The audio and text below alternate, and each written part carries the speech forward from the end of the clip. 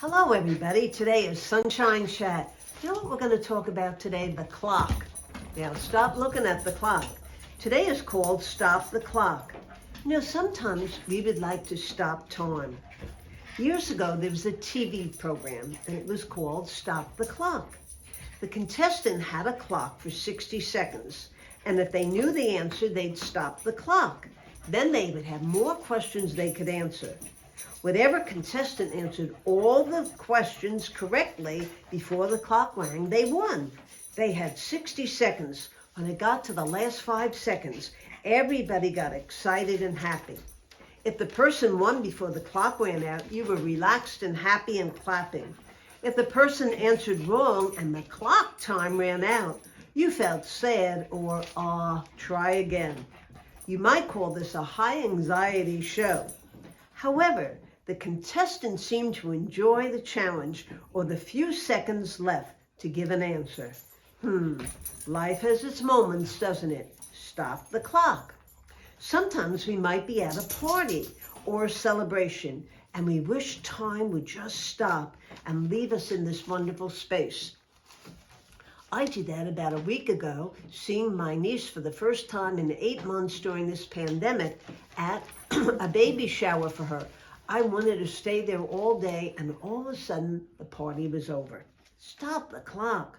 Sometimes a friend or family member moves a distance away and we wish that we could stop the clock just long enough for them to stay a while longer.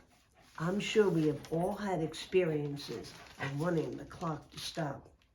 However, we all know that the clock keeps ticking. Many of you know that I was in a terrible train accident about 17 years ago. My left arm went through the windshield and my watch was ripped off my wrist. Guess what? The wristwatch kept ticking. My pastor said, you know what? You're just like that watch. You take a licking, but you keep on ticking. Well, I appreciated what he said. As you can see, I keep on going. But when we stop the clock, let's think. Letting a decision be extended. A loved one is going to depart. We don't want to let go of them. Changing plans we want to keep. And this pandemic, we want to stop the clock on it. I'm sure you've had other reasons to stop the clock. However, as we all know, time keeps going and we need to be going with it. But I'd like to say to all of you today, stop the clock. And let's listen to others with an open heart, whether we have differences of opinion or not. Stop the clock and be willing to change your schedule or your way of doing something. Stop being one way only. Stop judging others. Stop to smell the flowers or the brownies baking. Stop to meditate in prayer like we're doing now. Stop to be kind, to comfort another. You know in scriptures, there's a great lesson about how to stop the clock. And we know that's the story about the Good Samaritan. He could have had his schedule like everybody else. He could have looked at the sun and said, well, I don't have time. But he stopped. He stopped what he was doing so that he could be for another human being. That to me is a lesson in life about the clock. Keep ticking. Make sure you make time to be for others and also to be for yourself. Stop the clock to forgive, to be patient, and above all, to live your faith. Stop the clock. Be a good Samaritan. Don't ignore things that need to be done. Don't look away. Years ago, there was a song, and the song is Time in a Bottle. And some of the words in the song are, first, I'd like to do is to save every day till eternity passes away.